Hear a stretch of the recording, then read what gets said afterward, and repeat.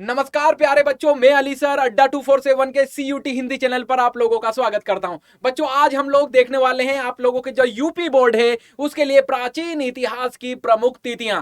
बच्चों, आप लोगों को प्राचीन इतिहास में जितनी भी तिथियां जो याद करना चाहिए उसका मैं एक कॉम्बो लेकर आया हूं। इन्हीं को पूरे प्राचीन इतिहास की तिथियों को आप लोगों को पढ़ना है। आगे आप लोगों के लिए मध्यकाल की भी तिथियां लेकर आऊंगा, उसके बाद आधुनिक काल के भी आप लोग साथ में तिथियां लेकर आऊंगा। सिर्फ इतना आप लोगों ने कर लिया तो जब 2 मार्च को यूपी बोर्ड का हिस्ट्री का हम लोगों का पेपर होगा, उसमें जब हम लोग शाम को डिस्कस कर रहे होंगे तो मैं बताऊंगा कि बच्चों मैंने आप लोगों के लिए तिथियों में ये वीडियो बनाया था फलाना फलाना, और ये सारी मैंने आप लोगों को वहां पर क्या दी थी, वीडियो के अंदर तिथियां दी थी। तो कुछ ना करें, जल्दी बढ़ते हैं हम लोग आगे, तिथियों को देखते हैं। तो बच्चों, कौन कौन सी तिथियों का आप लोगों को अच्छे से याद करके रखना है, इस पे हम लोग चर्चा करें। तो पहली तिथि है बच्चे आप लोगों को 1826। 1826 को क्या हुआ था बच्चे, ये जरूर आधुनिक काल की एक तिथि है, लेकिन इस 1826 को प्राचीन काल की एक घटना हम लोगों को देखने को मिलती है। क्या देखने को मिलती है, तो हड़प्पा सभ्यता के पहली बार साक्ष्य 1826 में ही देखे गए थे चार्ल्स मेसन के द्वारा। ये सीधा लिख के आ जाना आप लोगों को 1826, तो क्या लिखोगे, 1826 में हड़प्पा सभ्यता के पहली बार साक्ष्य देखे गए थे चार्ल्स मेसन के द्वारा। समझ में आया। अगली तिथि बच्चों आप लोग सामने 1861। 1861 भी इंपॉर्टेंट तिथि है प्राचीन इतिहास से संबंधित, क्योंकि इसी तिथि को भारतीय पुरातत्व सर्वेक्षण की स्थापना की गई थी लॉर्ड कैनिंग के द्वारा। किसकी सलाह पे की गई थी, तो हम लोगों को देखने को मिलता है अलेक्जेंडर कनिंगम। समझ में आया। ये सब आप लोगों को लिखना है इसके अंदर। तीसरी तिथि बच्चों, अगली तिथि आप लोगों की 1921। 1921 को क्या हुआ था, तो हड़प्पा नामक स्थल की खोज की गई थी दयाराम साहनी के द्वारा 1921 में। यह आप लोगों को यहां लिखना है। अगली तिथि बच्चों आप लोगों के बीच में 1922। 1922 को क्या हुआ, तो 1922 को राखालदास बनर्जी के द्वारा मोहनजोदड़ो नामक स्थान की खोज की गई थी, ठीक है, सिंधु नदी के किनारे। अगली तिथि 1931, यहां नानजी गोपाल मजूमदार के द्वारा चान्होद्रो नामक स्थान की खोज की गई थी। सब आप लोगों से एग्जाम में पूछी जा सकती है। ऐसे ही 1953 में लोथल की खोज की गई थी, ठीक है, ये भी आप लोगों को पता होना चाहिए। ठीक है, 1954 में कालीबंगा की खोज की गई थी अमलानंद घोष के द्वारा, ये भी आप लोगों को पता होनी चाहिए। तो ये बच्चों, ये वाली तिथियां सिंधु घाटी सभ्यता से संबंधित आप लोगों को देखने को मिलेंगी। ठीक है, पहले चैप्टर की तिथियां हैं आप लोगों की हिस्ट्री की। ठीक है, आगे चल के बात करें हम लोग और कौन कौन सी तिथि आ सकती है बच्चे, तो 483 बीसी आप लोगों को आ सकती है। अब 483 बीसी आ जाए तो कई बच्चे जो इतिहास पढ़ते हैं वो सोचते हैं कि सर यहाँ 483 बीसी में आ जाएगा तो हम तो क्या क्या लिखेंगे, क्योंकि यहाँ दो फैक्ट बनते हैं। कौन कौन से बच्चों, तो इसी दिन गौतम बुद्ध को ज्ञान की प्राप्त इसी दिन गौतम बुद्ध की मृत्यु हुई थी बच्चों, महापरिनिर्वाण प्राप्त हुआ था, और इसी तारीख को गौतम बुद्ध से संबंधित अजात शत्रु ने प्रथम बौद्ध संगति का आयोजन भी करवाया था। कब की बात है बच्चे, ये 483 बीसी की बात है। ठीक है, एक तारीख और देखने को मिलती है बच्चे हम लोगों को 383 बीसी। 383 बीसी को हम लोगों को दूसरी बौद्ध संगति का आयोजन देखने को मिलता है। दूसरी बौद्ध संगति का आयोजन कब किया गया था बच्चे, तो 383 बीसी में इसका आयोजन किया गया था। ठीक है, ये आप लोगों को लिखना, तारीख आती है। 250 बीसी को क्या देखने को मिलता है हम लोगों को, तो 250 बीसी को अशोक के द्वारा तीसरी बौद्ध संगति का आयोजन करवाया गया था पाटलिपुत्र के अंदर। ठीक है, अगली तिथि क्या है आप लोगों के बीच में, तो 72 एडी। 72 एडी में क्या हुआ बच्चे, तो चतुर्थ बौद्ध संगति का आयोजन हुआ था। चौथी बौद्ध संगति का आयोजन कश्मीर के कुंडलवन में कनिष्क के द्वारा करवाया गया था। किसके द्वारा करवाया गया था बच्चे, तो कनिष्क के द्वारा इसे करवाया गया था। ठीक है, अगला अगला है 78 एडी। 78 एडी को क्या हुआ था बच्चे, तो कनिष्क के द्वारा शक संवत की शुरुआत की गई थी। किसकी शुरुआत की गई थी, तो शक संवत की शुरुआत, शक कैलेंडर की शुरुआत की गई थी अपने राज्याभिषेक के उपलक्ष्य में।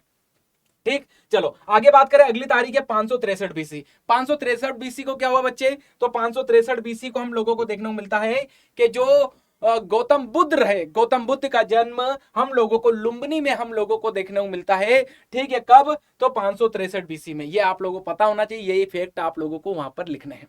ठीक है, अगली तिथि है बच्चे 599 बीसी। अगली तिथि कौन सी है, तो 599 बीसी। 599 में क्या हुआ था बच्चे, तो महावीर स्वामी का जन्म हुआ था। ठीक है, महावीर स्वामी का यहां पर हम लोगों को क्या देखने को मिलता है, तो जन्म देखने को मिलता है। ठीक है, ये तिथियां थी। अगली तिथि देखिए बच्चे, 468 में क्या हुआ, तो 468 में महावीर स्वामी की मृत्यु हम लोगों को होती हुई दिखाई देती है।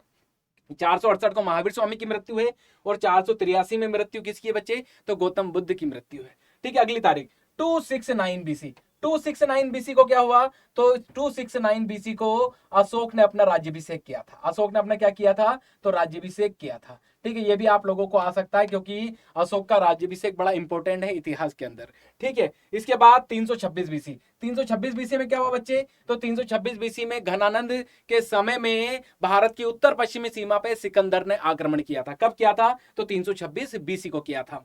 अगला आप लोगों का जो क्वेश्चन, अगली जो तारीख बनती है बच्चे 58 बीसी। 58 बीसी को क्या होता है बच्चे? तो 58 बीसी को विक्रम संवत की शुरुआत होती है। विक्रम संवत की शुरुआत जो हिंदू कैलेंडर में है ना बच्चे, ठीक है, विक्रम संवत से ही चलता है। ये कब जारी किया गया था, कब का है ये? तो 58 बीसी का हम लोगों को देखने को मिलता है। ठीक है, 90 बीसी की बात करें हम लोग, तो 90 बीसी को हम लोगों को क्या देखने को मिलता है? लगभग 90 बीसी को तो हम लोगों को शकों की विजय देखने को मिलती है।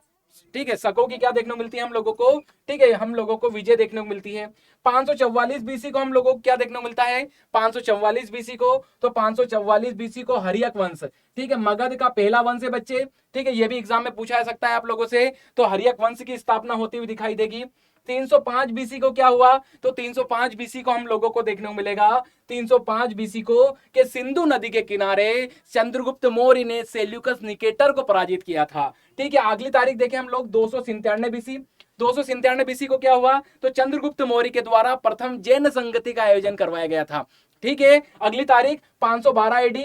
512 एडी को हम लोगों को क्या देखने को मिलेगा? तो 512 एडी जो हम लोगों को बच्चे तारीख देखने को मिलती है, यहां हम लोगों को दूसरी जैन संगति का आयोजन देखने को मिलता है। कौन सी संगति का? दूसरी जैन संगति का। 1837 में क्या हुआ था बच्चे? तो 1837 में हम लोगों को अशोक का अभिलेख दिल्ली टोपरा या जेम्स प्रिंसेप के द्वारा पढ़ा गया था। अगला अभिलेख कौन सा है? 1750। 1750 के अंदर हम लोगों को देखने को मिलता है कि अशोक का अभिलेख खोजा गया था जेम्स, ठीक है, सॉरी, पादरी टिफेन थेलर के द्वारा इसको खोजा गया था। अगली तारीख कौन सी आप लोगों की? तो 261 बीसी। यहां पर अशोक के द्वारा कलिंग पर आक्रमण किया गया था।